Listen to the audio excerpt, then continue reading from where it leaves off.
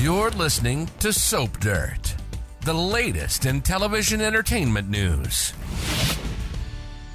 Hey, Bold and the Beautiful fans. Well, Luna Nozawa has been run down by her auntie Lee Finnegan and seems destined for prison. But will her inevitable exit also trigger several other character exits? I'm thinking 5 total exits could come out of this. It's Belinda from Soap Dirt, and let's talk about how this stunning plot twist could affect who we see on screen from here on out. So, first and foremost, we should definitely be at the end of seeing Luna on our TV screens. I cannot imagine how they would be able to keep Lisa Yamada around after this. It shouldn't be long until RJ finds out what Luna did, and that burns that bridge. Bill is going to be over it after he hears Luna tried to kill Steffi. Her Aunt Lee hates her now. Finn's disgusted, and Luna is persona non grata with pretty much everybody in LA right now. Sheila,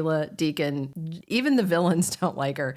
And whether Luna is sent to prison or gets a nice long stay in a mental health facility, there's just no room for her on B&B anymore that I can see. Unless Brad Bell tries some sort of weird Hail Mary thing like he did for Sheila Carter when he wanted to keep her around after she nearly murdered Finn and Steffi, and he had painted her into a corner. But I just don't see it happening that way for, Poppy's daughter. And in addition to Luna exiting, as I expect, I also anticipate that we may see the last of Poppy Nozawa coming pretty soon. And that's for several reasons. First, of course, is that her daughter is the most hated person in town after this. The Logans, the Forresters, the Finnegans, the Spencers, and even the Sharps all hate Luna for what she has done, not just to Steffi, but also to Tom and to Hollis. And that's going to spill over onto Poppy, who Luna has blamed and said,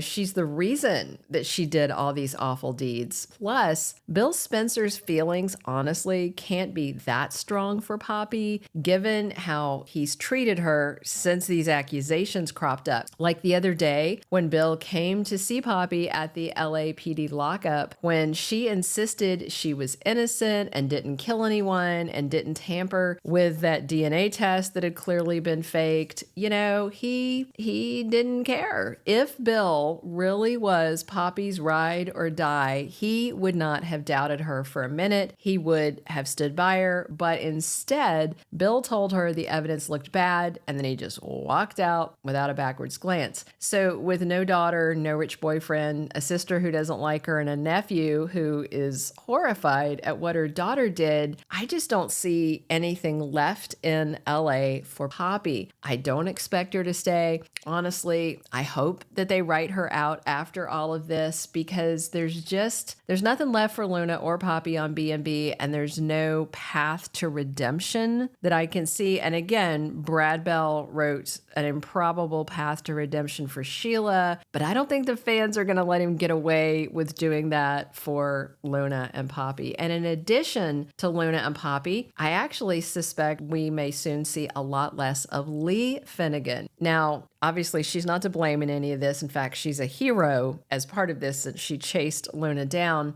And I don't think Bold and the Beautiful is going to exit Naomi Matsuda, but I do think that Poppy is probably going to be slid into the background. With this storyline wrapping, I anticipate Hope and her little crisis is going to come to the front burner. Maybe Thomas and Paris are back for their wedding, but for the most part, since she's been on, Lee has generally been an accessory to other storylines once they got past the whole, Jack and Sheila and Lee tangled backstory thing. And that's, of course, when they exited Jack, who was just back for a second, and I don't expect to see him back. We know that Ted King is working on another project. So, and the same for Justin Barber.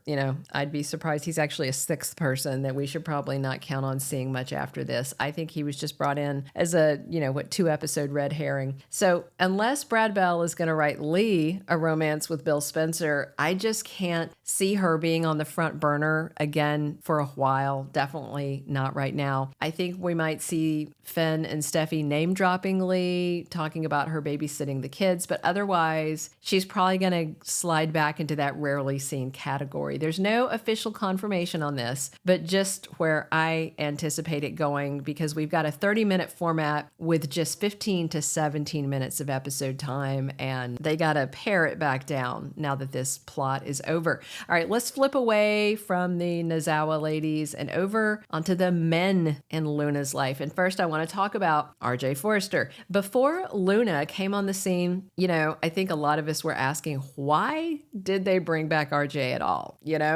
We already had several characters, many characters that Brad Bell wasn't writing for, so we didn't really need Brooke and Ridge's spawn back on the scene. And, RJ's not been really popular with fans from the get-go, just because he seemed extraneous and just goofy and just a lot, It's not a reflection on the actor, it's a reflection on the writing. And I do wonder if after this Luna thing that RJ may also be pushed to the back burner, because she's going to be packed off to face consequences for her actions to somewhere, presumably. And there's no other young women on Bold and the Beautiful that are the right age to be a love interest for RJ, and it's not like he's ratings gold or anything, I think most fans would be fine seeing a lot of these people slip off the character canvas, Luna, RJ, and Poppy. A lot of people enjoy Lee. I enjoy Lee, but since she doesn't really get a story of her own, her being back to occasional recurring makes sense. I do like her, and of course, I think Naomi Matsuda is a dynamite actress, and I expect she's not going to be gone for good, just slid aside while other storylines come into focus. The last character I want to talk about is somebody that I want to see more of, not less, but I think this storyline is going to also slide him out of the way. So even with this Luna storyline where he got a little play, he didn't get a lot of play, and I fear after this that Brad Bell might almost totally sideline him. And of course, I'm talking about Zende Forrester. I adore Delon de Metz. He's gorgeous. He's a good actor. His character is,